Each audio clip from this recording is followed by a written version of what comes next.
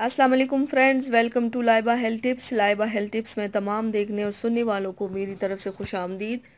नाजरीन, मैं उम्मीद करती हूँ कि आप सब खैरियत से होंगे। आज मैं आपकी खिदमत में एक नई वीडियो पेश करने जा रही हूँ जिसके इस्तेमाल से आपको बहुत ज़्यादा फ़ायदा हासिल होगा। वीडियो शुरू करने से पहले मेरी एक छोटी सी रिक्वेस्ट है कि जिन हजरात ने मेरे चैनल को सब्सक्राइब नहीं किया वो देर मत करें, मेरे चैनल को अभी सब्सक्राइब करें।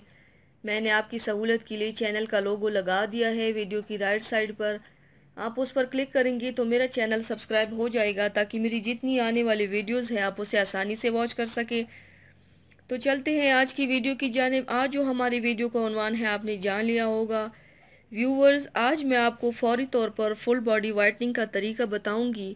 कभी ऐसा होता है कि किसी फंक्शन की तैयारी की वजह से फौरी निखार की ज़रूरत होती है, तो आप इस जादुई पेस्ट को इस्तेमाल करें। और सबसे मज़े की बात यह है कि अगर आपके पसीने से नागवार बदबू आती है तो इस पेस्ट से कम 8 दिन तक ये बदबू नहीं आएगी। आइए देखते हैं कि जादुई पेस्ट बनाना कैसे है। 2 चम्मच बच्चों की खाने वाला सिरेलैक, 2 चम्मच सूखा दूध, 2 चम्मच आम या सेब का गोदा मिला लें और 1 अदद कच्चे आम कैरी की अंदर वाली गुठली पीस कर 1 चम्मच बेसन और 5 कतरे हाइड्रोजन परऑक्साइड अगर डालना चाहें तो, वरना नींबू का रस 10 कतरे मिला लें। ज़रूरत हो तो थोड़ा पानी यार की गुलाब मिलाएं और पेस्ट बना लें।